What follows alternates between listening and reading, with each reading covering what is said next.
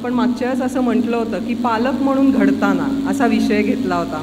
यावर्षी एक थोडा वेगळा प्रयोग मी करायचा विचार करते आहे आणि याच्यामध्ये मी थोडासा विषय बदलला आहे. शिकणं मुलांचं आणि शिकवणं पालकांचं असा एक विषय थोडासा मला वाटतं यावेळेस आपण घ्यावा.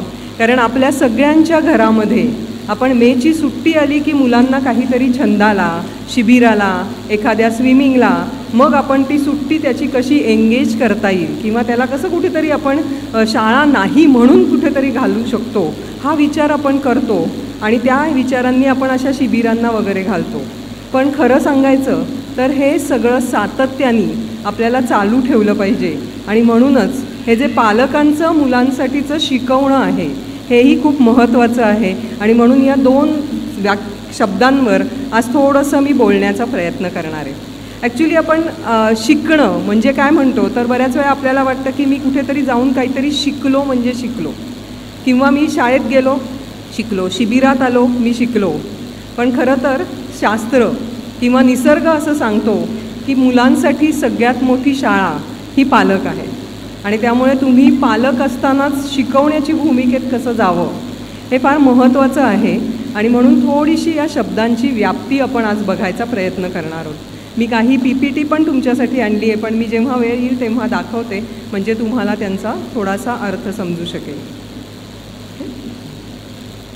तर शिकणं याच्यातनं जो अर्थ आहे तो म्हणजे खूप मोठा आहे. अभ्यास शिकणं हा एकमेव नाही आहे. तर शिकणं म्हणजे सवय शिकणं, शिस्त शिकणं, मग अभ्यास शिकणं, कौशल्य शिकणं, विचार करायला शिकणं, मत मांडायला शिकणं, रीतिरिवाज शिकणं, रूढी परंपरा शिकणं, आपला सगळा इतिहास आहे तो शिकणं, हे सगळं म्हणजे शिकणं आहे. तुम्हाला लक्षात येईल की केवढं मोठी आहे शिकण्याची व्याप्ती. त्याच्यामध्ये फक्त शाळा ही एवढी मर्यादित अजिबात नाही आहे. मग या शिकण्यासाठी थोडीशी आपल्याला तुम्ही शिकवताय आणि ते शिकतायत असं आपण जर गृहीत धरलं तर तुम्ही शिकवता म्हणजे काय करता तर तुम्ही त्यांना सहकार्य करता. या शिकण्यामध्ये तुम्ही त्यांच्या शिकण्यामध्ये सहभागी होता, तुम्ही त्यांच्याशी ह्या शिकण्याचा सुसंवाद साधता आणि त्यातून तुम्ही त्यांचं पालकत्व करत असता. त्यामुळे तुम्ही बघितलं तर पालक हा सवय लावणारा नाही आहे, तर पालक हा त्याच्या शिकण्याच्या प्रक्रियेतला पहिला त्याचा सहभागार्थी, मित्र, सहकारी असा आहे. आणि म्हणून तुमचं हे जे शिकवणं आहे हे खूप वेगळ्या नजरेने, तेव्हा वेगळ्या विचारांनी घडलं पाहिजे. हे खूप महत्त्वाचं आहे. मग आता जसं शिक्षक शिकवतात तेव्हा ते B.Ed करतात म्हणजे काय करतात तर तुमच्यातले काही जण असतील तर तुम्हाला नक्की माहीत असेल त्यांना शिकवलं जातं मुलांना कसं शिकवायचं. मग त्यांना शिकवलं जातं या वयाच्या मुलांची मानसिकता काय आहे. मग त्यांना शिकवलं जातं की हा विषय शिकवताना कसं अध्ययन आराखडा करायचा. त्यांना शिकवलं जातं पुस्तकातला विषय कसा स्पष्ट करून सांगायचा. आता आपल्याला तर शिकवताना काही असं शिकवलं जात नाही आणि म्हणून आज थोडंसं मी तुम्हाला शिक्षण देणार आहे असं आपण म्हणूयात. तर मुलांना शिकवण्यापूर्वी आपल्याला काय करायचं आहे तर मुलाला ओळखायचं आहे. त्यांना शिकवलं जातं ना की मूल हे काय आहे, त्याचं वयोगटानुसार लक्षण काय आहे, त्याची मानसिकता कशी असते आणि मग तुझ्यामध्ये शिकवण्याचं कौशल्य कसं आहे. तसंच आपल्याला थोडंसं पालक म्हणून मुलांना घडवताना किंवा शिकवताना काय काय बघायला पाहिजे तर काही शास्त्रीय टर्म्स मी तुमच्यासाठी तयार करून आणलेले आहेत आणि त्याच्यावर आज आपण थोडंसं बोलणार आहोत. तर मुलाला शिकवण्यापूर्वी आज आपण सगळे अंतर्मुख होऊयात. आपलं मूल डोळ्यासमोर आणा आणि त्या मुलाबाबत मी मांडते आहे ते मुद्दे पडताळून बघायचा प्रयत्न करा. तर मुलाला शिकवण्यापूर्वी मुलाचं काय माहिती असावं तर सगळ्यात महत्त्वाचं म्हणजे त्याची बुद्धिमत्ता माहिती असावी. मी कुणाला शिकवतो आहे, किती बुद्धिमान व्यक्तीला शिकवतो आहे. आता बुद्धिमत्ता हा शब्द खरं तर आपला मार्कांशी जोडलेला आहे, पण शास्त्रात असं नाही आहे, ते मी तुम्हाला एक्सप्लेन करते. दुसरं आहे त्या म्हणजे बुद्धिमत्तेनुसार त्याची शिकण्याची पद्धती असते. म्हणजे तुम्हीच बघा बरं, घरामध्ये असं होतं ना की तुम्ही म्हणता की माझा मोठा मुलगा आहे ना तो अजिबात बोलत नाही, खूप शांत एकटा बसतो, काम करतो, वाचन करतो.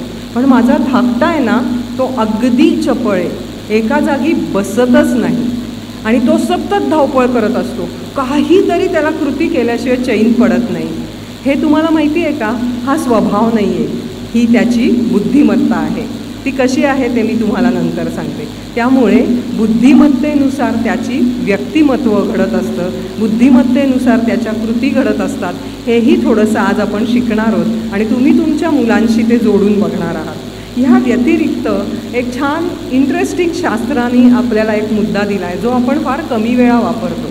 आपल्याला सगळ्यांना माहिती आहे की आपल्या शरीरातून रक्त वाहत असतं. तसं तुम्हाला हे माहिती आहे का की आपल्या मेंदूमध्ये रसायनं वाहत असतात. रक्त तर आहे पण रसायनंही महत्त्वाची आहेत. आणि शास्त्राचा असा एक शोध आहे की 4 रसायनं आहेत आपल्या मेंदूमध्ये, जी 4 रसायनं आनंद देतात. जर ती रसायनं तुम्ही निर्माण करू शकता, ती जरी वाहत असली तरी जसं आपण म्हणतो की एखादा राग आला की आपलं रक्त उसळतं, उत्साह वाटला तर रक्त सळसळतं, आपल्याला दुःख झालं तर ते रक्त थोडंसं कमजोर होतं. मग निराशा, फ्रस्ट्रेशन किंवा डिप्रेशन हे सगळे अनुभव आपण घ्यायला लागतो. तसंच ह्या मेंदूतली रसायनं जर निर्माण झाली आणि वाहायला लागली तर मूल खूप छान सुखद अनुभव घेतो. आणि ती रसायनं निर्माणच नाही झाली किंवा ती कमी दाबाने व्हायला लागली तर बरोबर अपोजिट किंवा विरुद्ध अनुभव मूल घेत असतं. मग ही रसायनं निर्माण कोण करतं तर नुसतं निसर्ग नाही, निसर्गाने त्याला स्थान दिलं आहे, पण त्याच्या निर्मितीची घटक तुम्ही आहात किंवा शिक्षण आहे, समाज आहे. पण तुम्ही अशा अँगलनी आज आपण त्याचाही विचार करणार आहोत. आणि सगळ्यात महत्त्वाचा जो मला फार वाटतो की खूप महत्त्वाचा आहे आपल्या समाजामध्ये, की आपल्याकडे 5 वर्षाचं मूल असो नाही तर 25 वर्षाचं मूल असो, आपल्यासाठी ते मूलच असतं, लहानच असतं. मग आपण 5 वर्षाच्या मुलालासुद्धा सांगतो की लहान आहेस तू, ऐक माझं, मी तुला निर्णय देतो किंवा सल्ला देतो. 25 वर्षाच्या मुलालाही आपण हेच सांगतो. पण हे असं नसून शास्त्र सांगतं वयोगटानुसार विकासाची लक्षणं आहेत आणि ती थोडी जर आपण समजून घेतली तर त्या लक्षणांना साथ घालणारं शिक्षण असावं. आणि म्हणून तेही आपल्याला मूल म्हणून बघताना खूप गरजेचं आहे. आता आपण दुसरा घटक घेऊयात. आपल्याकडे हा जो शिकणारा आहे त्याचे हे सगळे घटक आज आपण बघणार आहोत. आणि हा जो शिकवणारा म्हणजे तुम्ही आहात, तुम्ही स्वतःमध्ये काय बघायचं आहे, की जसं म्हणतो ना आपण की प्रत्येक शिक्षक शिकला म्हणून शिक्षक होत नसतो. शिक्षक हा घडावा लागतो, तो आतून असावा लागतो. तसा पालक हा नुसत्या शिक्षणातनं विचारातनं नाही घडत, तर तो अंतर्मनामध्ये असला पाहिजे तरच तो घडतो. आणि म्हणून तुमच्यातलं काय काय बघायचं आहे तर माझं पालकत्व, मी मागच्या वर्षीही म्हटलं आहे खूप गरजेचं, कारण तुम्ही एक नैसर्गिक काहीतरी तुमच्यात पालकत्व आहे, प्रत्येकात असतं. तुम्ही बघा बरं, एखादं लहान मूल आहे, ते लहान मूल तुम्ही काहीतरी रिॲक्ट होता किंवा त्याला काहीतरी तो करत असताना सांगता आणि तो एकदम आपल्याकडे बघतो आणि तो म्हणतो तू गप्प बसा, तू काही सांगू नको. एखादं लहान मूल असतं, त्याला तुम्ही जाऊन सांगता तेव्हा तो म्हणतो हो का, असं करू का, बरं मी करून बघतो. म्हणजे काय आहे की त्याच्यामध्ये ही मत व्यक्त करण्याच्या पद्धती भिन्न आहेत. तसं पालक म्हणून सुद्धा तुम्ही भिन्न असू शकता. आणि जेव्हा आई भिन्न पालक आहे, वडील एक भिन्न पालक आहेत, तेव्हा खूप मुलाची अवघड स्थिती होते. त्याला कळत नाही नक्की कुठलं पालकत्व योग्य आणि त्याला हाताळताना मग अवघड जातं. त्यामुळे माझ्यातला पालक आणि ते पालक जेव्हा शोधायचं आहे तेव्हा तुम्ही मुलाला नाही, नवऱ्याने बायकोला समोर ठेवा आणि दोघांमध्ये एक प्रकारचं पालकत्व आणा. बघा तुमच्या मुलाचा विकास खूप चांगला होईल. माझ्यातल्या भावना हेही खूप महत्त्वाचं आहे. मी नेहमी विचारते, कधी कोणी भेटलं की आपण जसं तुम्ही रामकृष्ण हरी म्हणता तसं मी विचारते की आज दिवसभरात कुठली भावना जास्त झाली. तेव्हा बरेच जण सांगतात राग, दिवसभरात राग जास्त आला. तर ह्या भावना माझ्या कुठल्या आहेत आणि या भावनाचे पदर असतात. म्हणजे राग हा सुद्धा पहिला पदर, दुसरा, तिसरा असे अनेक पदर असतात. तर मी कुठल्या पदराचा राग दाखवतो, अति आहे का मी सौम्य राग व्यक्त करतो, दिवसभरामध्ये मला कुठली भावना जास्त येते, हे खूप महत्त्वाचं आहे. त्यावर तुमचं पालकत्व अवलंबून आहे.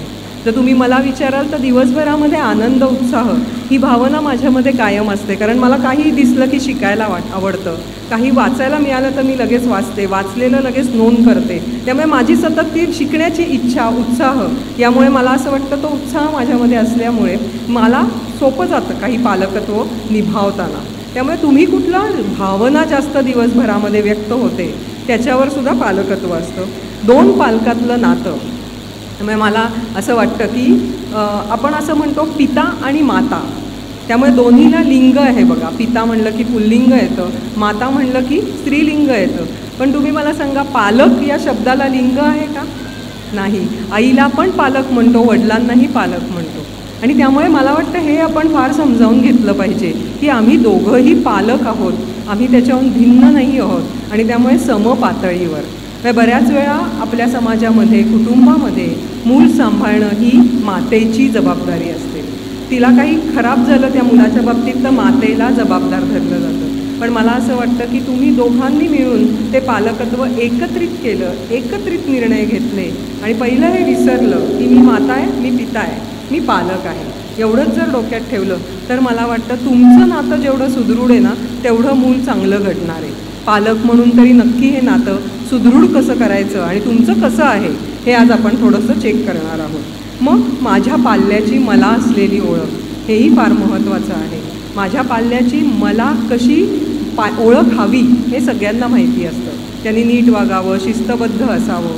आजच मला एक येता येता गाडीत अनुभव सांगितला की तो मुलगा इथे तुमच्या शिबिरामध्ये होता आणि त्याला एक दिवस रात्री त्याची टूथपेस्ट हरवली. रात्री 2 वाजता त्यांनी स्वयंसेवकांना उठवलं आणि तो रडायला लागला की माझी टूथपेस्ट हरवली आहे, मला परत द्या. आता टूथपेस्टचीच गोष्ट होती, फार काही मोठी नव्हती. स्वयंसेवक त्याला समजावत होते, अरे उद्या सकाळी बघू, मी सकाळी तुला देतो. किंवा ते म्हणत होते, अरे आपण एखाद्या मुलाला तुला टूथपेस्ट शेअर करायला सांगू. तो तेवढ्यापुरता गेला आणि पुन्हा अर्ध्या तासाने आला आणि तो म्हणला नाही मला माझीच टूथपेस्ट हवी आहे आणि आत्ताच हवी आहे. का? कारण आईवडिलांना आवडणार नाही, त्यांना वाईट वाटेल की मी हरवलं, त्यामुळे मला काही हरवायचं नाही, मला आत्ताच शोधून द्या. मग ते स्वयंसेवक म्हटले की मी एकाच्या बॅगमधनं काढली आणि ती टूथपेस्ट त्याला दिली आणि त्याला आनंद झाला की चला माझी टूथपेस्ट मिळाली. आता हा दुसराही मुलगा होता ज्याच्या बॅगमधनं हरवली होती ना टूथपेस्ट. तो सकाळी उठला, त्याची अंघोळ झाली, सगळं झालं. स्वयंसेवक म्हणला मी वाट बघत होतो की हा माझ्याकडे येईल, माझी टूथपेस्ट हरवली आहे. तो काय आलाच नाही. मग स्वयंसेवकच गेला, त्यांनी विचारलं अरे तुझी टूथपेस्ट होती का? तो म्हणला अरे काल कुठे ठेवली आठवतच नाही, नाहीच मिळाली मला दप्तरामध्ये. मग ते म्हणले मग केलं काय? शेजारच्याची घेतली, झाले दात घासून. कळतंय ना की माझ्या पाल्याची मला काय ओळख आहे, तुमच्या शिबिरातला अनुभव आहे. आणि पहिलं म्हणजे पालकत्व काय, दोन्ही मुलांचं पालकत्व काय असेल याचा अंदाज घ्या. त्यामुळे ते दोन्ही गोष्टी आपल्याला खूप समजावून घ्यायच्या आहेत. आणि सगळ्यात महत्त्वाचं म्हणजे आपण शिकवतो कसं. जसं शिक्षकांना BEdमध्ये ना शिकवण्याच्या अनेक पद्धती शिकवल्या जातात, तसं आपल्या पाल्याला कसं शिकवावं ह्याच्याही अनेक पद्धती आहेत. त्याही थोड्याशा आज आपण बघणार आहोत. त्यामुळे आपल्याकडे आज भरपूर ज्ञान घेऊन आलेली आहे. जेवढं शक्य आहे तेवढं तुमच्यापर्यंत पोहोचवण्याचा मी नक्की प्रयत्न करते. तर आपण आता सगळ्यात आधी सुरुवात करूयात, ती म्हणजे बुद्धिमत्ता. मी सांगितलं ना की मला हाताळायचं आहे ते माझं मूल किती बुद्धिमत्तेचं आहे, काय बुद्धिमत्तेचं आहे हे बघायचं आहे. त्यामुळे आता सगळेजणं मी बोलत असताना मी जे पण सांगते आहे ते तुमच्याशी आणि तुमच्या मुलाशी थोडंसं जोडून बघा आणि प्रयत्न करा. तर आपल्याकडे बरेच संशोधनं जी झालेली आहेत ती भारत देशाच्या बाहेर झाली आहेत. त्यातलाच एक संशोधक ज्यांनी अत्यंत प्राचीन काळी गार्डनर म्हणून होता, डॉक्टर गार्डनर, त्यांनी एक सिद्धांत मांडला आहे आणि तो सिद्धांत आज मी तुमच्याशी शेअर करणार आहे.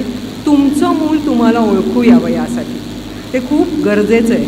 तर त्यांनी काय सांगितलं, आपल्या दृष्टीने तुम्ही सांगा बरं बुद्धिमत्ता म्हणजे काय. त्यांनी फक्त बुद्धिमत्तेवर संशोधन केलं आणि अनेक वर्ष केलं. कोणी सांगू शकेल तुमच्या दृष्टीने आपल्याला प्रत्येकाला आपलं मूल बुद्धिमान हवं आहे ना. मग सांगा की बुद्धिमत्ता म्हणजे काय. कोणी सांगणार असेल तर ते माईक दे. अच्छा, तर मला चालू आहे. मला असं हवं आहे की आपल्याला बुद्धिमान व्यक्ती हवी आपल्या आयुष्यामध्ये. मग तिला बुद्धिमान करायचं आहे तर त्याचा बुद्धिमत्ता या शब्दाचा अर्थ माहिती आहे का? ठीक आहे, मला ही त्या शास्त्रज्ञाकडनंच कळलेला आहे, त्यामुळे मी तो तुमच्याशी शेअर करते. तर डॉक्टर गार्डनर यांनी याचा अर्थ सांगितला की आपल्या मेंदूमध्ये जसं आपण म्हणतो की डावा आणि उजवा मेंदू आहे आणि या 2 मेंदूंनी आपण काम करतो, ही तांत्रिक बाजू झाली. पण आपल्या मेंदूमध्ये बहुविध बुद्धिमत्ता आहे, अनेक बुद्धिमत्ता आहेत. हे नवीन आहे ना आपल्यासाठी. आपल्याला एकच बुद्धिमत्ता माहिती आहे म्हणजे हुशार असणं, चांगले मार्क पडणं. पण त्यांनी सांगितलं या सगळ्यामध्ये आपल्या मेंदूमध्ये बहुविध बुद्धिमत्ता आहेत. या कोणत्या कोणत्या आहेत तर त्यांनी मेजर 8 कॅटेगरी केलेल्या आहेत. तर पहिली बुद्धिमत्ता आहे शाब्दिक किंवा भाषिक बुद्धिमत्ता. दुसरी आहे तार्किक किंवा गणितीय बुद्धिमत्ता. तिसरी आहे दृश्यमान किंवा अवकाशीय बुद्धिमत्ता. चौथी आहे शारीरिक बुद्धिमत्ता. पाचवी आहे आंतरवैयक्तिक म्हणजे बहिर्मुख बुद्धिमत्ता. सहावी आहे स्वसमायोजित म्हणजे अंतर्मुख बुद्धिमत्ता. सातवी आहे संगीतीय बुद्धिमत्ता आणि आठवी आहे नैसर्गिक बुद्धिमत्ता. आपण आता सुरू करूयात. तुम्ही बघा तुमच्यात कोणती आहे आणि तुमच्या पाल्यामध्ये कोणती आहे. या बुद्धिमत्ता काय आहेत ते थोडक्यात तुम्हाला थोडंसं मी सांगायचा प्रयत्न करते. तर शाब्दिक भाषिक शब्दावरूनच कळतं की ज्या व्यक्तीमध्ये ज्या मुलाला भाषा छान येते, ज्याचं शब्दज्ञान चांगलं आहे तो शाब्दिक बुद्धिमत्तेचा आहे. आपण लक्षणं बघूयात. तुमच्या घरातलं एखादं मूल आपण म्हणतो हा एक शब्दही खाली पाडू देत नाही. काहीही बोललं की तो त्याला उत्तर तयार असतं किंवा तो घाबरत नाही. त्याला स्टेजवर कधी उभं करा, सगळ्यांसमोर उभं राहून बिनधास्त बोलतो. कोणीही पाहुणे आले त्याला कविता म्हणायला सांगितली तो पटकन कविता म्हणून टाकतो. त्याला कधी भीती वाटत नाही. कितीही मोठा विषय असेल त्याला मत मांडता येतं. बिनधास्त येऊन सांगतो की हे असं नाही. असा जो मुलगा आहे हा शाब्दिक किंवा भाषिक बुद्धिमत्तेचा आहे. कारण त्याच्या मेंदूमध्ये मुळामध्ये हा जो बिंदू आहे बुद्धिमत्तेचा हा खूप प्रखर आहे. त्यामुळे त्याला मुळात भाषा चांगली येते. त्यामुळे तुमचं मूल बघा कसं आहे. कारण या बुद्धिमत्तेनुसार त्याचं शिकणं अवलंबून आहे आणि तुमचं शिकवणं अवलंबून आहे. कसं ते मी तुम्हाला दाखवणार आहे. दुसरी आहे गणितीय किंवा तार्किक बुद्धिमत्ता. घरातलं एखादं मूल किंवा घरातली व्यक्ती खूप तार्किक असते. म्हणजे काय तर ती फार रोखटोक बोलते. आपण म्हणतो भावना शून्य आहे. सगळं कारण परिणामामध्ये बघते. मी हे पैसे खर्च करणार का याच्यातनं हा फायदा होणार. मी करणार नाही का याच्यातनं फायदा होणार नाही. मी हे करणार का सगळ्याला कारण बघणार आणि मग उत्तर देणार. अशी बुद्धिमत्ता असणारी व्यक्ती ही गणितीय किंवा तार्किकीय बुद्धिमत्तेची. त्याच्यानंतर पुढची बुद्धिमत्ता आहे म्हणजे त्या मुलांना गणित चांगलं येतं.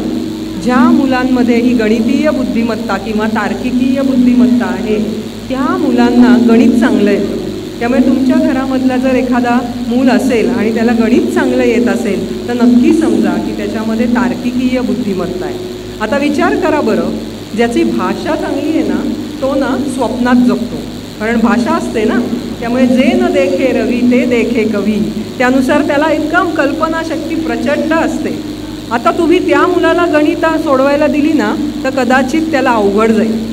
त्याला गणित हा आवडणारा विषय नसेल कारण त्याच्यात कल्पनेने नाही जाता येत ना. शास्त्र कदाचित त्याला आवडणार नाही कारण त्याला रोखटोक व्याख्या पाठ नाही करायची. हां, पण तुम्ही त्याला शब्द द्या शास्त्रातला आणि तू तुझ्या मनाने अर्थ लाव. तो बघा किती मुक्त अर्थ लावू शकतो. पण मग तो शास्त्रात नाही पास होणार आहे कारण शास्त्राला तांत्रिक भाषा लागते. आणि म्हणून हे लक्षात घ्या की माझा मुलगा गणितात ढ आहे, क्लास लावून तो हुशार नाही होणार आहे. कारण त्याच्या मुळात बुद्धिमत्तेमध्येच गणित हा थोडासा कच्चा भाग आहे किंवा तो खूप प्रखर नाही आहे, प्रभावी नाही आहे. त्यामुळे परत मी तुम्हाला सांगते की शास्त्र सांगतं की एखाद्या विषयात कच्चा असेल ना तर त्याच्यात त्याला हुशार करायला जाऊ नका. तो ज्या विषयात हुशार आहे त्याच्यात त्याला पुढे न्या. ती बुद्धिमत्ता त्याला शेवटपर्यंत मिळणार आहे. आणि म्हणून मग त्याला तुम्ही हे सांगू शकता की गणितात काठावर पास हो. पण पास हो कारण आपल्याला शिकायचं आहे. मी स्वतः माझं उदाहरण सांगते. मला कधीच गणित जमलं नाही. तुमच्यासमोर आज मी वक्ता म्हणून उभी आहे. याचा अर्थ भाषिक आणि शाब्दिक बुद्धिमत्ता माझी नक्की चांगली आहे. त्यामुळे मला कधी गणित शास्त्र आवडलंच नाही. म्हणजे माझं संस्कृत हे खूप चांगलं आहे आणि म्हणून मला सगळे म्हणत होते आयुर्वेदाचार्य हो. पण जेव्हा मला शास्त्राला ॲडमिशन मिळत होती मी म्हणलं नाही, मला शास्त्र नाही करायचं आहे. पण हे मला माहीत होतं. मला हे नव्हतं माहिती माझी ही बुद्धिमत्ता आहे. आज कळतं आहे. पण तेव्हा माझ्या पालकांनी पण त्याला सपोर्ट केला.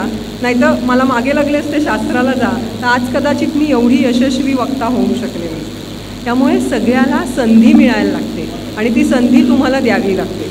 म्हणून सांगते की तुम्हाला तुमच्या मुलामध्ये काय आहे हे जर कळलं, कोणती बुद्धिमत्ता आहे तर तुम्ही चांगली संधी देऊ शकता. तुम्ही जर विचार करा ना, आपण काय बघतो समाजामध्ये, शास्त्र चांगलं आहे मग शास्त्राला गेलं पाहिजे, BSc झालं पाहिजे, लॅब टेक्निशियन बनलं पाहिजे. हे BAला काय अर्थ आहे, भाषा शिकून काय होणार आहे, आणि मग आपण जाऊ देत नाही कारण ते आपल्या दृष्टीने, समाजाच्या दृष्टीने कमी प्रतीचं आहे. पण असं नका समजू, जर त्याची ती बुद्धिमत्ता असेल ना तर तो चांगला वक्ता होऊ शकतो, चांगला लेखक होऊ शकतो, चांगला शिक्षक होऊ शकतो, चांगला समुपदेशक होऊ शकतो. त्यामुळे सगळ्या क्षेत्रामध्ये बुद्धिमत्तेनुसार, आणि म्हणून एक इंग्लिश वाक्य आहे, make your passion your profession. तुमचं जी आवड आहे तिलाच तुम्ही तुमचं प्रोफेशन बनवा, तिलाच तुम्ही तुमचा व्यवसाय बनवा, तुम्ही यशस्वी होता. पण आवड नाही आहे त्याला व्यवसाय बनवलं तर तुम्हाला खडतर कष्ट घ्यावे लागतात. जमत नाही का, तर असं नाही आहे, जमतं, कारण मानवी स्वभाव आहे की खडतर याच्यात पण उभं राहण्याचा. पण जर तुम्हाला मुलाचा विचार आत्तापासून करायचा आहे तर या बुद्धिमत्तेचा करा. आता हा गणितीय आहे, त्याला तुम्ही सांगितलं की तू बाबा निबंध लिही, तो नाही लिहू शकणार आहे, कारण भाषिक काही नाही आहे. हा शाळेवर लिहिताना भाषिकवाला इतकं रसाळ वर्णन करेल, माझी शाळा, शाळेचे झाडं, ती आंब्याची आमराई, माझे शिक्षक, त्यांची भाषा, त्यांचा शब्द, आणि तो मुक्त लिहित राहील. हा गणितीवाला लिहिल माझी शाळा, माझ्या शाळेचा पत्ता, माझ्या शाळेत एवढे शिक्षक काम करतात, तार्किकी आहे ना, त्यामुळे तो तसंच लिहिणार, त्याचा निबंध फार फुललेला नसणार आहे. त्यामुळे हे लक्षात ठेवा. आता तिसरी बुद्धिमत्ता बघू तुमची मुलं कशी आहेत.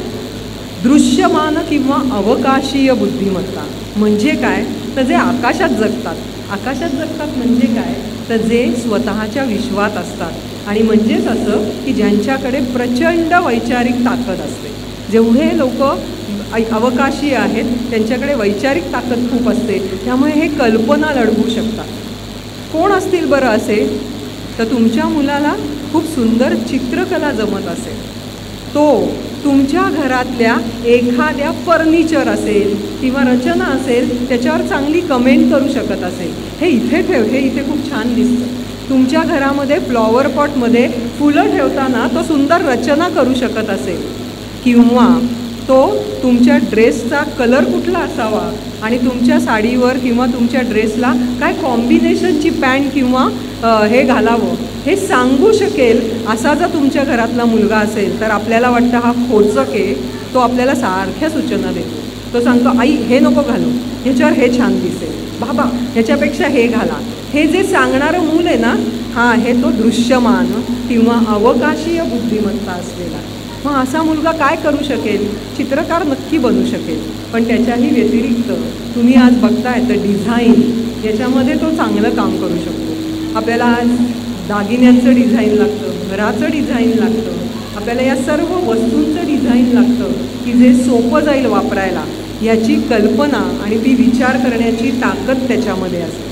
किंवा फॅशन डिझाईन किंवा कुठलंही म्हणजे फूड इंडस्ट्री याच्यामध्येही हा मूल खूप चांगलं काम करू शकतो. आता तुमच्या घरातलं अगदी सगळ्यात सोपं उदाहरण ती बुद्धिमत्ता कोण आहे, ती म्हणजे शारीरिक बुद्धिमत्ता. एखादं मूल शारीरिक पातळीवर खूप ॲक्टिव्ह आहे. त्याला बघा बरं, तुम्ही म्हणता फक्त खेळायचं असतं. शाळेतनं आलं की दप्तर टाकतो की खेळायला जातो, सकाळी शाळेत जायच्या आधी खेळायला जातो, सुट्टी लागली की त्याला खेळायलाच जायचं असतं, मग दिवसभर तो घरी येत नाही, भुकेचं भान नसतं. समजून घ्या तुमच्या मुलामध्ये शारीरिक बुद्धिमत्ता आहे, ही एक बुद्धिमत्ता आहे बरं का. आणि मग शारीरिक बुद्धिमत्तेची व्यक्ती काय करू शकते, आपल्यापुढे उदाहरण आहे सर की हे काय आहे, ती शारीरिक बुद्धिमत्ता आहे आणि त्यामुळे ते बरोबर त्या दिशेने गेलेले आहे. ही व्यक्ती अनेक क्षेत्रामध्ये, सर्व खेळ आहेत, आपलं कुठल्याही प्रकारचं व्यायामाचे प्रकार आहेत, योगा असेल, जिम्नॅस्टिक्स असेल, खेळाचे सगळे प्रकार आहेत. आपलं आणि राष्ट्राचं रक्षण करण्यासाठी लागणारी सगळ्यात मोठी बुद्धिमत्ता आहे ती शारीरिक बुद्धिमत्ता आहे. त्यामुळे अशी मुलं असतील तर तुम्हाला थोडंसं वेगळ्या पद्धतीने त्यांना शिकवावं लागेल. सगळीकडे सारखं शिकवून नाही चालणार, त्याच्या बुद्धिमत्तेला रुचेल आणि सुचेल असंच आपल्याला शिकवावं लागणार. ह्याच्या व्यतिरिक्त पुढची बुद्धिमत्ता आहे ती आंतरवैयक्तिक बुद्धिमत्ता आहे. म्हणजे तुमच्यातलं बघा बरं काही मुलं आणि तुम्हीसुद्धा काही जणं असे असाल, मित्रमैत्रिणींशिवाय चालत नाही, सतत कोणीतरी आसपास पाहिजे, बोलायला पाहिजे, तुम्ही कुठेही जाता पटकन मैत्री होऊन जाते, कुठेही गेला तुमचा गट बनतो, लगेच चाय होतो, चाय पे चर्चा होते. हे सगळं काय आहे तर तुम्ही आंतरवैयक्तिक, तुम्ही तुमच्याबरोबर दुसऱ्याला पण तुमच्यात सामावून घेता. याला बहिर्मुख व्यक्तिमत्व म्हणतात. सगळी मुलं अशी नसतात. काही मुलं कशी रुजतात कळत पण नाही आईला, कधी त्या समाजात मिसळतात कळत नाही. या उलट काही मुलं कोणाच्यातच मिसळत नाही, ती एकटी एकटी राहतात. आईवडिलांना त्याचीही काळजी असते, हा मिसळला नाही तर काय होणार, याला मित्र नाही मिळाले तर काय होणार. पण थांबा, शास्त्र याही बुद्धिमत्तेला एक नाव देतं. याला त्यांनी म्हटलं आहे स्वसमायोजित बुद्धिमत्ता, स्वतःशी मैत्री असलेलं व्यक्तिमत्व. खरं तर हे खूप महत्त्वाचं आहे. मला असं वाटतं की गुरु, धर्मगुरू, आपले जे काही एखाद्या ग्रंथाचा अभ्यास करणारे असतील, आपले सगळे समाजसुधारक घ्या, आपल्या सगळे आता विवेकानंद वगैरे, की ज्यांना मध्ये स्वसमायोजन होतं. किंवा आपण आता अगदी तुम्हाला लेटेस्ट उदाहरण म्हणजे परफेक्शनिस्ट, आपल्याकडे आमिर खान या व्यक्तिमत्वाला परफेक्शनिस्ट म्हटलं जातं, की ज्याला परफेक्टली तसं म्हणजे तसंच हवं असतं. शास्त्रज्ञ हे स्वसमायोजनाचं आहे, फारसं कुणाच्यात नाही मिसळत, स्वतःशी अंतर्मुख होऊन गप्पा मारतात. बघा बरं तुमचं मूल तसं आहे का? त्याला एकलकोंडा, मूर्खच आहे, मिसळत नाही कुणाच्यामध्ये, बाहेर जायचं आणि मग सगळ्यांना म्हणायचं हा असाच आहे, त्यामुळे ना माझ्याच मागे असतो, सारखा पदर धरून असतो. पण विचार करा त्याच्यामध्ये ती बुद्धिमत्ता आहे का काय? कदाचित शास्त्रज्ञ बनणार आहे तो. थोडंसं या सगळ्याला ना आपण सकारात्मक बघूयात, कारण शास्त्राने याला नावं दिलेली आहेत. याच्या पुढची बुद्धिमत्ता ताल धरायचा असतो, डान्स करायला आवडतो, म्युझिक सुरू झालं की डान्स सुरू होतो, गायला आवडतं. नक्की लक्षात घ्या त्याच्याकडे संगीतीय बुद्धिमत्ता आहे. असं समजू नका की अशी मुलं अभ्यासच करू शकत नाही, फक्त अभ्यास करण्याच्या पद्धती बदलाव्या लागतात. इथे तुम्हाला एक आपल्या प्रसिद्ध गायकाचं उदाहरण देते. किशोर कुमार सगळ्यांनाच माहीत असतील. तर किशोर कुमारला पण नक्कीच ना पालकांना वाटत असणार आहे यांनी शिकावं, त्यामुळे त्यांना BScला घातलं. हुशार होतेच, त्यामुळे त्यांना BScला घातलं, शास्त्रात गेले. आता तुम्ही कल्पना करा, ज्या माणसाची संगीताकडे ओढ आहे, शाब्दिकही नक्कीच होतं, कारण गाणं म्हणणं, त्यातला अर्थ कळणं, ते शब्द ग्रहण करणं, त्यामुळे 2-3 बुद्धिमत्ता असू शकतात एकामध्ये. तर त्यांच्याकडे अशी बुद्धिमत्ता होती संगीत. ज्या वेळेस ते शास्त्र शिकायला लागले त्यावेळेस असं झालं की त्या व्याख्या काही पाठ होईनात, कारण ते तार्किकीय बुद्धिमत्तावाले नव्हते ना, त्यामुळे ती पठडीतली तेच शब्द घेऊन असणारी व्याख्या काही पाठ होईना. सगळी मुलं हॉस्टेलमधली चिडवत होती त्यांना, आता काय तू पास होत नाही, उद्या वाय फेल होणार आहेस तू. त्यांनी काय केलं बघा, हे फार महत्त्वाचं आहे. त्यांनी ठरवलं की माझ्याकडे संगीत आहे. त्यांनी त्या सगळ्या व्याख्यांना चाली दिल्या, त्या सगळ्या सूत्रांना चाली दिल्या त्या केमिस्ट्रीमधल्या, आणि दुसऱ्या दिवशी शिक्षकांनी विचारल्यावर गाऊन दाखवल्या आणि ते पहिले आले त्या ह्याच्यामध्ये. महत्त्व ह्याला आहे की तुमच्याकडे असलेल्या बुद्धिमत्तेला तुम्ही वाव दिला. म्हणून मी सारखी सांगते की सगळी मुलं सारखं नाही शिकू शकणार. त्या प्रत्येक मुलामध्ये शिकण्यासाठी लागणारं जे बुद्धिमत्ता आहे ती थोडीशी तुम्ही जर पाहिली तर तुमचं मूल कसं शिकेल हे तुम्हाला खूप छान समजू शकेल. आणि सगळ्यात शेवटची बुद्धिमत्ता आहे ती नैसर्गिक.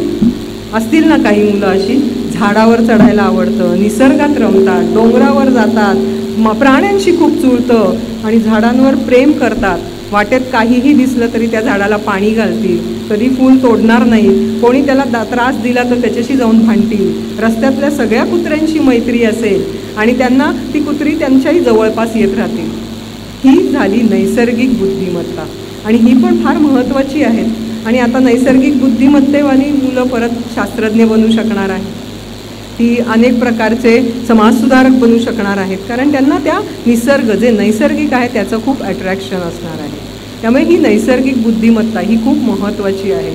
मी जेव्हा या बुद्धिमत्तांचा अभ्यास करत होते तेव्हा साहजिकच मी माझ्याही घरामध्ये कशा व्यक्ती आहेत आणि त्यांच्या बुद्धिमत्ता काय आहेत हे बघत होते. मला कुत्री अजिबात आवडत नाही, मी त्यांच्या आसपास पण जाऊ शकत नाही. पण माझा जो नवरा आहे तो आमचं असं गल्लीतनं कधीही बाहेर आलो की सगळी त्याच्याकडे कुत्री जातात. तो नेहमी मांडी घालून बसतो, सगळी त्याच्या जवळ येतात रस्त्यावरची, तो त्यांना हात फिरवतो, ती काहीच नाही करत आणि ती मला वाटतं माझ्यावर भुंकतात का, त्याच्यावर नाही भुंकत कधी. मी बरोबर असले की मी लांब असते आणि तो सगळ्या कुत्र्यांना, म्हणजे आमच्या इथे एक रस्त्यावरच्या कुत्र्याला रात्री ॲक्सिडेंट झाला आणि ते खूप कणत होतं, मला जाग पण आली नाही, त्याला आवाज आला. तो रस्त्यावर गेला. ते कुत्रं त्या गाडीवाल्याला पुढेही जाऊ देत नव्हतं आणि कुणाला हातही लावू देत नव्हतं. तो शांत त्याच्यापुढे बसला. डिंगी नाव होतं, आम्ही त्यांना डिंगी म्हणत होतो. त्यांनी बसून तिला सांगितलं, डिंगी तुझा ॲक्सिडेंट झाला आहे, तुला खूप लागलं आहे आणि तुला मदतीशिवाय नाही काही करता येणार आहे आणि मी मदत करणार आहे, तर शांत राहायचं बरं का. आणि त्यानंतर त्या डिंगीने काहीही केलं नाही. त्यांनी शांत तिला उचललं, आमच्या सोसायटीच्या पार्किंगमध्ये आणून ठेवलं. त्या डॉग रेस्क्यूवाल्यांना फोन केला. सगळं 4 दिवस तो करत होता. मला असं वाटत होतं काय करतोय हे, रस्त्यावरची कुत्री कशाला बघायला पाहिजे. लक्षात घ्या, ही बुद्धिमत्ता आहे. आता मला असं वाटतं की मी उगीच चिडले त्यावेळेस, कारण ती नैसर्गिक बुद्धिमत्ता आहे. झाडांवर प्रचंड प्रेम आहे. माझं लग्न झालं तेव्हा आमच्या घरामध्ये 250 कॅक्टस होते आणि तो मला प्रेमाने दाखवत होता, या कॅक्टसचं हे नाव. आणि मला असं झालं होतं, हे काय मला दाखवतोय. मला घर दाखवण्यात इंटरेस्ट नव्हतं, त्याला हे सगळे कॅक्टस, ती त्याची बाळं होती ना, ती सगळी दाखवायची होती. आणि एक दिवस असं झालं की माझं लग्न झालं आणि समोरच्या घरातनं मुलं आली आणि त्यांनी मला विचारलं, जॅकीच्या बाबांना वाढदिवसाला बोलवायचं आहे. आमच्या घरात जॅकी कुणीच नव्हता. मग मी म्हणलं कोण. तो म्हणला अजय. अजय माझ्या नवऱ्याचं नाव होतं. मी म्हणलं याचं लग्न झालं आहे का काय, जॅकी नावाचा मुलगा आहे का काय. मग मी म्हणलं कोण आहे हा जॅकी. मग अजयनी सांगितलं, अगं आमचा कुत्रा होता आणि मी त्याचा बाबा होतो, कारण तो कुणाचंच ऐकायचा नाही. त्यामुळे अख्ख्या सोसायटीत मी जॅकीचा बाबा म्हणून प्रसिद्ध आहे. त्यामुळे सगळी मुलं मला वाढदिवसाला बोलवतात. पण आता मला ते आठवतं आहे की ती बुद्धिमत्ता केवढी स्ट्रॉंग असेल, नैसर्गिक बुद्धिमत्ता. कदाचित त्याचंच पॅशन प्रोफेशनमध्ये बदललं असतं तर आज तो अधिक यशस्वीपणे ते काम करू शकला असतं. त्यामुळे तुमच्या मुलांमध्ये काय बुद्धिमत्ता आहे हे बघा. ते कळलं तुम्हाला तर त्याचा तुम्हाला हे फायदा होतो. काय फायदा होतो बघा बरं. त्याला आवडतं आहे खेळायला, त्याला आवडतं आहे निसर्गात फिरायला, त्याला आवडतं आहे संगीताला आणि तुम्ही त्याला विरोध नाही केला. तुम्ही समजून घेतला, अरे ती माझ्या मुलाची बुद्धिमत्ता आहे, नातं नाही का दृढ होणार आहे. किती आनंद होईल त्याला. मला आवडतं ते माझ्या आईवडिलांना आवडतं, मला प्रोत्साहन देतात पालक, हे किती छान आहे. आणि त्यामुळे तो जास्त विकसित होतो. दुसरं, अध्ययनातही यशस्वी होतो. जसं तुम्ही बघा बरं, आपण आत्ताच पाहिलं किशोर कुमार, त्यांनी त्याला चाली दिल्यावर तो अध्ययनात यशस्वी झाला. त्यामुळे थोडंसं त्या बुद्धिमत्तेला अनुसरून अध्ययन करूया. त्याच्यानंतर आणखीन त्यांनी सांगितलं आहे की याच्यामध्ये शिक्षण अनुभव हा बुद्धिमत्तेनुसारच द्यायला पाहिजे. मी थोडीशी PPT आणली आहे, ती एक्सप्लेन करते, कारण हे खूप महत्त्वाचं आहे माझ्या दृष्टीने की हा शिक्षण अनुभव तुम्ही कसा द्यायला पाहिजे, तुमच्या मुलामध्ये काय बुद्धिमत्ता आहे त्यानुसार. तर ते थोडंसं सांगते मी. त्याच्यात काही चित्र बनवून आणली आहेत तुमच्यासाठी, तर ती सांगते. तर बुद्धिमत्तेनुसार अध्ययन पद्धती असल्या पाहिजेत आणि अध्ययन पद्धतीनुसार तुमचं शिकवणं असलं पाहिजे. आणि त्यामुळे तुमच्या आता लक्षात येतं आहे ना, पालक म्हणून तुमची भूमिका ही इतकी महत्त्वाची आहे की तुम्ही जर त्याला त्याची बुद्धिमत्ता ओळखून साथ दिली तर तो खूप चांगल्या पद्धतीने काम करू शकेल किंवा आणखीन प्रभावीपणे तो पुढे आयुष्यामध्ये जाऊन यशस्वी होऊ शकेल. तर आपण थोडंसं PPT बघूयात. दुसरं मी तुम्हाला असं सांगितलं होतं, बुद्धिमत्तेनुसार कसं शिकवायचं हे तर आपण बघणार आहोत. मी तुम्हाला एक सांगितलं होतं की रक्त जसं शरीरामध्ये वाहत असतं तसं मेंदूमध्ये रसायनं वाहत असतात, ज्यांना आनंद देण्यासाठीची रसायनं असं म्हटलं जातं. तर आपण थोडंसं ही रसायनं कोणती आहेत ती बघूयात. मी मगाशीच म्हटलं की रक्त स्त्रवतं तेव्हा तुमच्या ज्या भावना किंवा अनुभव आहेत त्या अनुभवानुसार ते रक्त उसळतं, सळसळतं किंवा ते मंदावतं. तसंच ही रसायनं अनुभवांनुसार निर्माण होतात आणि ती आनंद देतात. या 4 रसायनांची खास जी शास्त्रातली नावं आहेत ती मी सांगते. पहिलं नाव आहे ते म्हणजे डोपामाइन नावाचं हे रसायन आहे. प्रत्येकाच्या, तुमच्याही सगळ्यांच्या मेंदूमध्ये हे रसायन आहे. आणि हे रसायन काय सांगतं तर हे डोपामाइन जे रसायन आहे ते सतत बक्षीस मिळवण्याची प्रेरणा देत असतं. बघा बरं, ही प्रेरणा असेल तर कृती त्या दिशेने होते.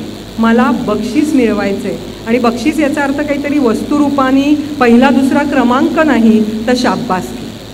त्यामुळे तुम्ही तुमच्या मुलांना त्यांच्या छोट्या छोट्या यशासाठी शाब्बासकी दिली किंवा त्यांच्या छोट्या छोट्या कृतींसाठी कौतुक केलं तर हे डोपामाइन नावाचं रसायन त्याच्या मेंदूमध्ये तयार होतं आणि ते तितकं सुंदर वाहायला लागतं आणि त्याला समाधान मिळतं. आता तुम्हीच बघा बरं, आम्ही सगळे इथे बसलो होतो, पण जेव्हा आमचा सत्कार झाला किंवा ज्यांचाही सत्कार झाला, चेहऱ्यावर भाव कुठले होते? आनंद, समाधान, बक्षीस, शाब्बासकी यांनी सगळ्यांना, कुठल्याही वयातली व्यक्ती असो, आनंद मिळतो. कारण आपल्या मेंदूमधलं हे एक रसायन आहे, त्याचं नाव आहे डोपामाइन. या रसायनामुळे बक्षीस मिळवण्याची प्रेरणा निर्माण होते आणि म्हणून हे रसायन जेवढं जास्त. आता तुम्ही मुलाला असं म्हणलात, काय 99% मिळाले, 1 मिळाला असता तर 100 झाले नसते का? डोपामाइन तयारच होणार नाही. तुम्ही मुलाला म्हणालात, त्यात काय एवढा, 3रा आलास, 1ला आला असतास, म्हणजे डोपामाइन तयारच होणार नाही. ती प्रेरणा मरून जाणार, कारण ते रसायनच मेंदूतनं निघून जाणार. आणि मग तुम्ही म्हणता, आळशीच झालाय, काय पूर्वी 4थीपर्यंत असे मार्क मिळवायचा ना, आणि आता आजकाल ना त्याला इंटरेस्टच राहिला नाही आहे. तो आळशी नाही झालेला, त्याच्या मेंदूमधलं डोपामाइनच बंद झालं आहे आणि ते करायला तुम्ही कारणीभूत कदाचित असाल. तुम्ही असं नाही मी म्हणत, समाज आहे, आपली शाळा आहे, शिक्षक पण लेबल करतात ना बऱ्याच वेळा, त्यामुळे सुद्धा हे डोपामाइन बंद होण्याची शक्यता असते. दुसरं आहे ते आहे ऑक्सिटोन. हे काय करतं तर प्रेम आणि विश्वास याला निर्माण करतं, याची प्रेरणा देतं. एखाद्याबद्दल प्रेम वाटण्याची भावना ही या रसायनामुळे होते. नातेसंबंध निर्माण करणं, दृढ करणं, त्यांच्याबद्दल प्रेम टिकवणं. तर हे रसायन तयार व्हायला तुम्हाला काय केलं पाहिजे तर प्रेम केलं पाहिजे. पण त्यासाठी आधी त्या मुलाला प्रेम दिसलंही पाहिजे. आणि म्हणून मी जे मगाशी म्हटलं की आईवडिलांमधलं नातं हे बऱ्याच वेळा मूल घडवत असतं. त्यामुळे तुमच्या दोघांमध्ये प्रेम आहे, संवाद आहे आणि तुमच्या दोघांना एकमेकांबद्दलचं नात्यामध्ये विश्वास आहे, तर ते डोपामाइन तुमच्यात तयार होईल आणि त्यामुळे तेच नातं तुमचं मुलाशी असेल आणि त्यामुळे मुलांमध्येही डोपामाइन तयार होणार आहे. तुमच्याच घरात विश्वास नाही आहे, थोडासा वाद आहे, तर डोपामाइन तयार होणार नाही. आणि म्हणून तुम्हाला जर मूल घडवायचं असेल तर माझी कळकळीची विनंती आहे की तुमच्या पती पत्नींमध्ये वाद असतील, काही अविश्वास असेल, तर तो थोडा वेळ बाजूला ठेवा, मूल थोडं घडू द्यात. म्हणजे साधारणपणे मी म्हणेन की हे सगळं घडण्याचा काळ 10 वर्षापर्यंत असतो. त्यामुळे मूल जन्माला आल्यानंतर सगळी पदं नाकारा आणि फक्त पालकत्व ठेवलं तरी चालेल. पण त्यावेळेस हे ऑक्सिटोन पण फार महत्त्वाचं आहे. तिसरं आहे सेरोटीन. हा काय करतो तर भावना सकारात्मक करायला, हे सेरोटीन जेवढं वेगाने वाहील सकारात्मक भावना येते. आज आपण म्हणतो त्या राहिल्याच नाही आहेत. प्रत्येकाला अविश्वास वाटतो, प्रत्येकाला वाटतं की हे काय तयार होतं चाललं आहे. स्वतःबद्दल एक प्रतिमा तयार होते, मी छान आहे, माझं खूप चांगलं आहे. जर घरामध्ये ही भावना सगळ्यांमध्ये असेल तर सेरोटीन मुलामध्येही तयार होणार आहे आणि त्याला स्वतःबद्दल आत्मविश्वास वाटणार आहे. आणि म्हणून ते खूप महत्त्वाचं आहे. आणि त्याच्या शेवटचं आहे तो इंडोफिन, म्हणजे वेदनाशामक. म्हणजेच काय तर वेदनेमुळे येणारी निराशा, चिंता ही हाताळायची ताकद येते. आज तुम्ही बघताय काउन्सिलर्सची गरज वाटायला लागली आहे, सायकॉलॉजिस्टची गरज वाटायला लागली आहे, सायकियाट्रिस्टची गरज वाटायला लागली आहे. का?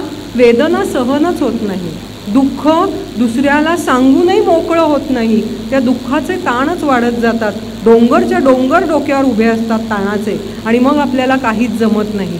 कारण आहे तर आपल्या मेंदूमधला हा इंडोफिन नावाचा जो रसायन आहे ते हळूहळू मरत चाललेला आहे. पण याचं कारणच काय आहे तर आपल्याला एकमेकांच्या वेदनेमध्ये साथ देण्याची गरज आहे. आणि मुलाच्याही बाबतीत तेच. त्याला शाळेत कमी मार्क पडल्यावर काय करतो आपण पहिलं त्याला ब्लेम करतो. ब्लेम करणं हे नाही नातं निर्माण करणारं रसायन निर्माण करणारे, नाही प्रेमाचं रसायन निर्माण करणारे, नाही त्याला बक्षीस मिळण्याची प्रेरणा देणारे आणि नाही त्याला सुखद भावना देणारे.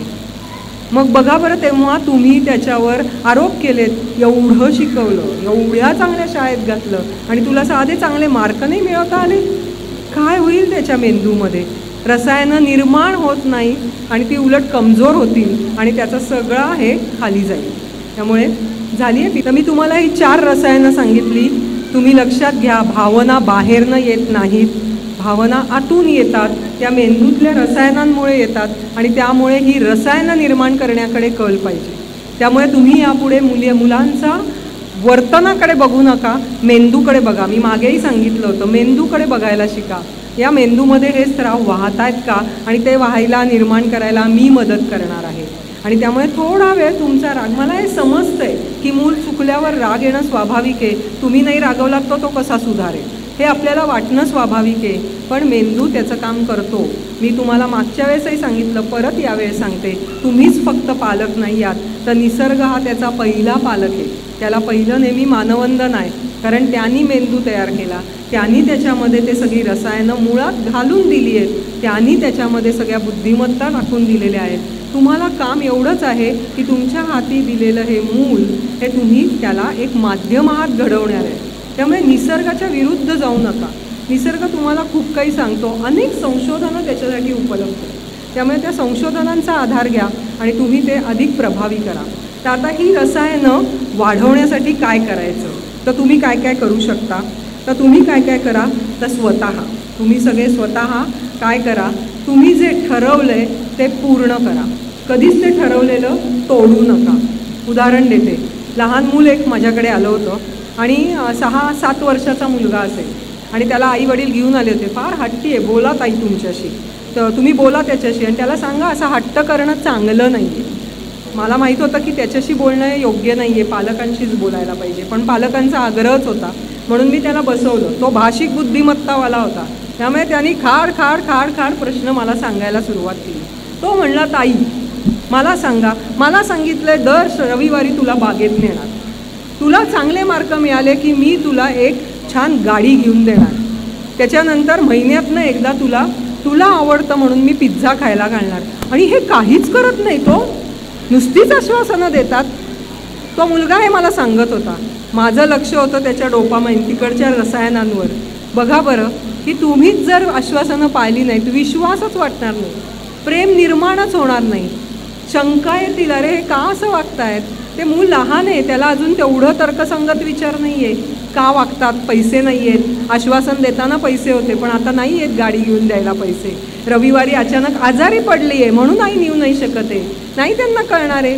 का नाही कळणार आहे, कारण आपण संवादच नाही साधलेला. तुम्ही जर त्याला हे सांगू शकलात की आत्ता पैसे नाही आहेत, आपण नंतर घेऊ, तर कदाचित ते शांत होईल. पण स्फोट झाल्यावर सांगितलं तर ते काही रसायन तयार होत नाही. त्यामुळे पहिलं तुम्ही जे ठरवता मुलांच्या बाबतीत, तुमच्या बाबतीत ते पूर्ण करा. दुसरं, तुम्ही छंद जोपासा. त्या छंदातनं तुम्हाला मिळणारा आनंद मूल बघतं आणि तोही छंदाकडे जायला उत्सुक होतो. त्यामुळे तुम्ही छंद जोपासणं हे अत्यंतिक महत्त्वाचं आहे. तुमच्यापैकी किती जणांना छंद आहेत आणि ते जोपासता, व्हेरी गुड आणि शाबास. हे सगळ्यांनी करा. तुमची बुद्धिमत्ता आठवा काय आहे आणि तुम्ही त्यानुसार तुमचे छंद जोपासा. मूल हे बघून शिकत असतं, त्यामुळे ते छंद तुम्ही जोपासतामुळे तोही जोपासायला लागतो. झालं आहे का किती तिथं चालू आहे? ओके. त्याच्यानंतर एक छान इंटरेस्टिंग शास्त्राने सांगितलं आहे की ही 4 रसायनं यायची असतील तर सगळ्यात महत्त्वाचं आहे म्हणजे जेवणं. आणि मग हे जेवण कसं असावं, तर त्याला एक शब्द दिला आहे, तुम्हाला कदाचित काहींना माहीत असेल, इंग्लिश शब्द आहे माइंडफुल ईटिंग, म्हणजे मनापासून जेवणं. त्यामुळे जेवताना मनापासून जेवायचं. याच्यासाठी एक प्रयोग तुम्ही करू शकता, जो आम्ही मुलांमध्ये नेहमी घेतो माइंडफुल ईटिंगसाठी. तुमच्याकडे बेदाणा किंवा मनुका असेल तर तो त्यांना द्यायचा आणि त्यांना सांगायचं हा आपल्याला खायचा आहे, पण हा खाताना मी सांगेन तेव्हाच तो खायचा आहे आणि कसा खायचा हेही मी सांगणार आहे. मग पहिले 5 मिनटं ना तू फक्त निरीक्षण कर. हां, मग त्याला ते 5 मिनटं घड्याळाची लावून आम्ही त्याला निरीक्षण करायला देतो. मग ते काही मुलं काय करतात, तो थोडासा असा बघतात, उजेडात बघतात, खालनं बघतात, वरनं बघतात, दाबून बघतात, सगळा प्रकार होतो बरं का. मग त्यांना आम्ही म्हणतो की चला आता तो थोडा तोंडात घालायचा आहे, पण तुझा तो पुढची 7 मिनटं संपवायचा नाही आहे बरं का, तू तो अनुभवायचा आहे. आणि ही झाली ना 10 मिनटं की मला सांगायचं आहे काय खाल्लंस आणि कसं वाटलं. मग मुलांना 5-7 मिनटं तोंडात ठेवायचं शक्यच नाही, घास गिळतात, चावतात कुठे, त्यामुळे त्यांना सवयच नसते. आणि मग आम्ही घड्याळ लावलेलं असतं, त्यामुळे मुलं पण अगदी हळूवार थोडासा बाईट घ्यायचा, मग गालात ठेवून द्यायचा, असं सगळं करत असतात. एखाद्याचा संपतो, मग तो म्हणतो ताई आणखीन एक दे बाई, माझा संपला. मग आम्ही म्हणतो नाही आता नाही मिळणार, आणि मग चर्चा होते. त्यावेळेस ते सांगतात की हा मनुका होता, त्याला सुरकुत्या होत्या, त्याचा हा रंग होता. मी उजेडात पाहिल्यावर मला तो ट्रान्सपरंट दिसला आणि मग मला तो खाताना गोड वाटला. खूप रस होता, पण असा लिबलिबीत होता. त्यामुळे मी चावल्यावर पचकन दाबला गेला दातामध्ये, पण फार सुंदर रस आला बरं का. मला सांगा बरं, अन्नाशी एवढं एकरूप होऊन मनाने जर ते खाल्लं तर तुम्हाला सांगू का, ही चारी रसायनं निर्माण होतात. प्रेम, विश्वास, त्याच्यानंतर बक्षीस मिळण्याची प्रेरणा, चारही रसायनं तयार होतात. त्यामुळे तुमच्या जेवणाच्या टेबलावर खूप छान पद्धतीने तुम्ही हे माइंडफुल इटिंग केलं पाहिजे. मी जे खाल्लं त्याचा अनुभव, आस्वाद घेतला पाहिजे. मला काय आवडतं यापेक्षा मी काय खातो याचा अनुभव. आणि त्यामुळे माइंडफुल इटिंग हा एक महत्त्वाचा आहे. त्याच्या पुढचा आहे छोटे यश साजरं करा. एक छोटंसं उदाहरण देते. मी मागच्याच आठवड्यामध्ये कराडला आले होते, कराडला नाही, इस्लामपूरला एका ट्रेनिंग घ्यायला आले होते. आणि त्या ट्रेनिंगमध्ये माझ्याबरोबर एक छोटी मुलगी पण आली होती माझ्याबरोबर. आणि जेव्हा मी ट्रेनिंग घेत होते तेव्हा ती या स्लाईड्स पुढे करायचं काम करत होती आणि ती शांत बसली होती माझ्याबरोबर पूर्ण ट्रेनिंगमध्ये. त्यामुळे सगळ्यांना कौतुक होतं की एवढी छोटी आहे पण ती ताईला मदत करते आहे, ती सगळीकडे धावपळ करते आहे, ताईच्या आसपास राहते आहे, पाणी हवं तर आणून देते आहे. त्यामुळे सगळ्यांना खूप कौतुक वाटलं तिचं. आणि मग तो कार्यक्रम संपल्यानंतर त्या मुलीला माझा सत्कार केला, तसा त्यांनी एक मोठा बुके आणून त्या मुलीचा पण सत्कार केला. साहजिक आहे, तिच्या मेंदूमधलं हे डोपामाइन होतं ते एकदम रसायन पेटलं, ते तयार झालं आणि तिला आनंद, बक्षीस मिळण्याची प्रेरणा तयार झाली. मग आम्ही येत असताना गाडीमध्ये होतो आणि त्यावेळेस तिला फार आनंद झाला होता, आज माझा सत्कार झाला. सत्कार झाल्यावर सहसा फुलं बिलं मी काही परत नेत नाही, कारण पुण्याचा प्रवास असतो, त्यामुळे मी तिथेच ठेवते.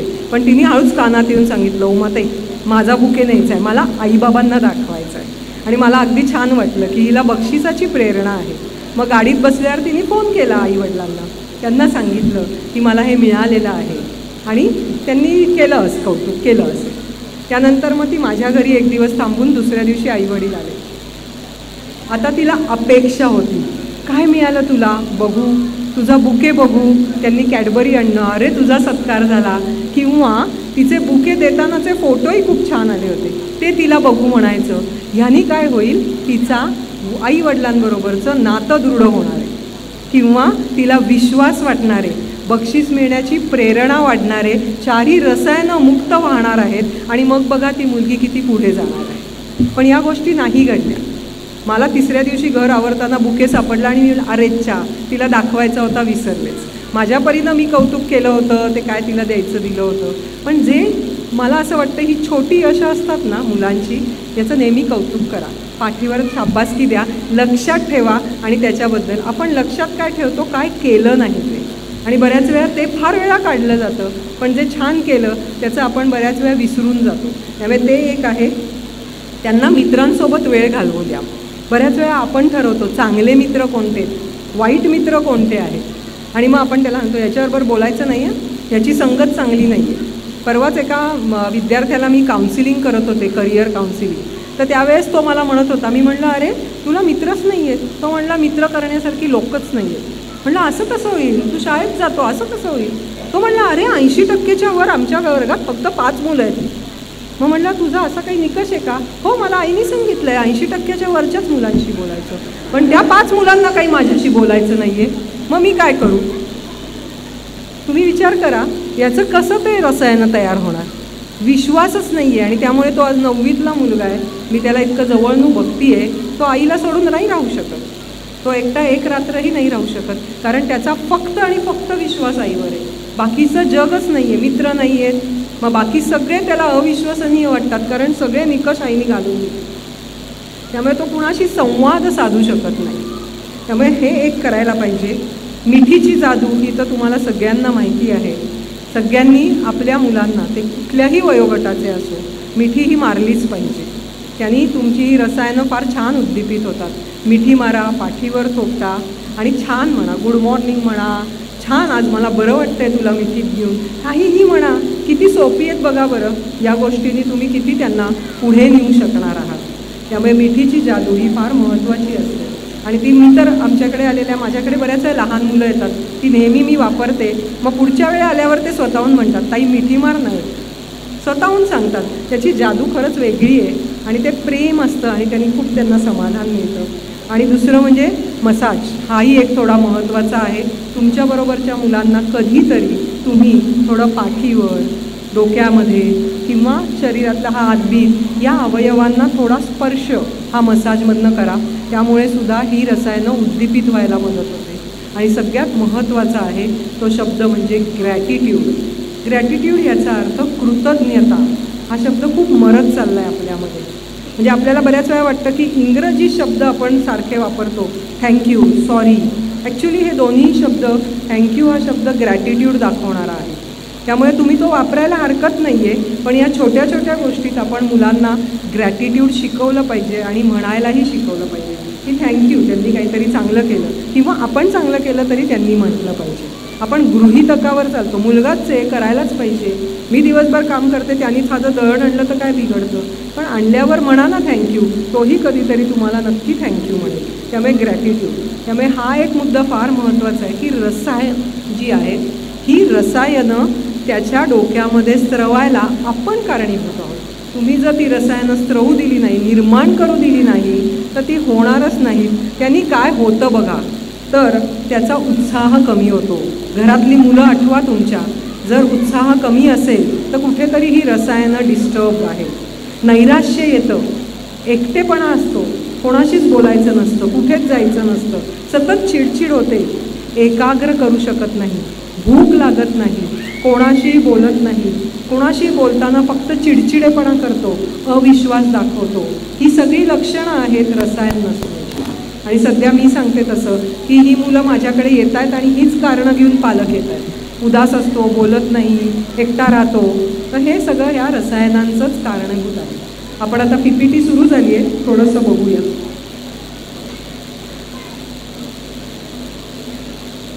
फर्स्ट स्लाईड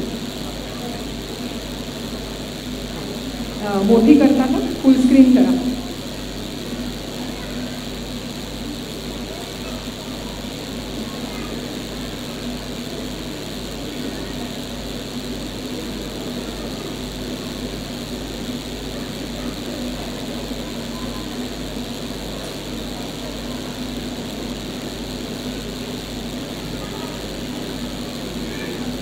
तर मी तुम्हाला मुद्दामून हे चित्र दाखवायला आणलेलं आहे.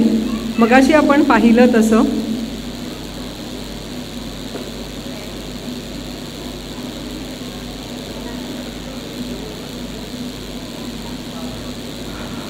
आपल्या मेंदूमध्ये जर आपण बुद्धिमत्तांचं चित्र काढायचं ठरवलं तर साधारणपणे हे असं दिसेल. हां, आणि मी नावं मुद्दामून दिलेली आहेत. तुम्ही सगळ्या चित्रांना रंगही आहेत, त्या बुद्धिमत्तांचे रंग असतात असं आपण गृहीत धरूयात. आपल्या मुलाच्या मेंदूमध्ये कोणता रंग जास्त आहे हे पण आपण बघू शकतो.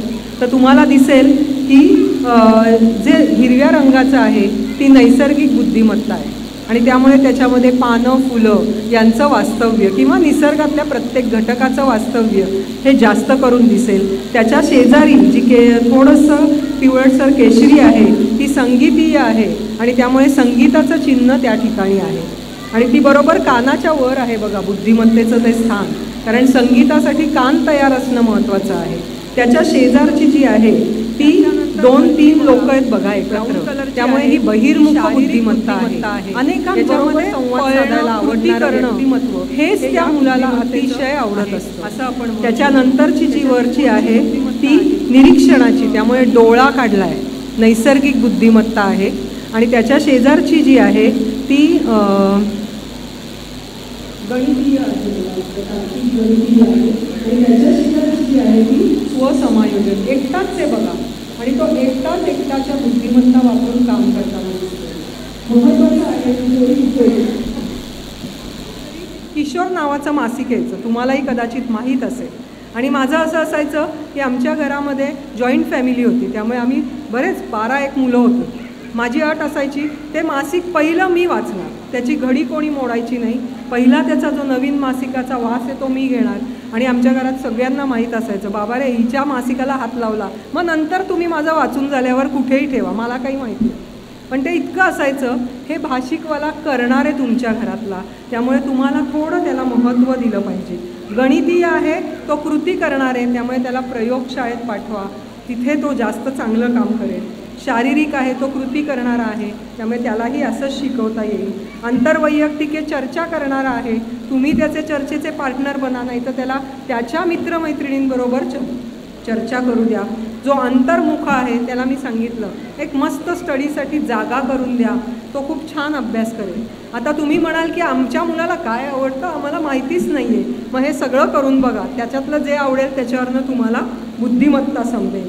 संगीतीय आहे तर ऐकूनच आहे, त्यामुळे त्याला कॅसेट ऐकवा, पुस्तक ऐकवा. म्हणजे तुम्हाला इथे एक आणखीन उदाहरण सांगते. माझ्याकडे काही विद्यार्थी येत होते, त्या विद्यार्थ्यांपैकी काही विद्यार्थी हे त्या तासाला बसले ना की फार चुळबुळ करायचे.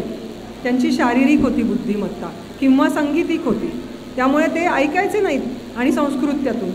मग मी काय सुरू केलं, तर मी त्यांना माझ्या आवाजामध्ये ते सुभाषित किंवा तो पाठ हा वाचून त्याचं एक्सप्लेनेशन करणारे ऑडिओ करून पाठवायला लागले आणि जादू झाली.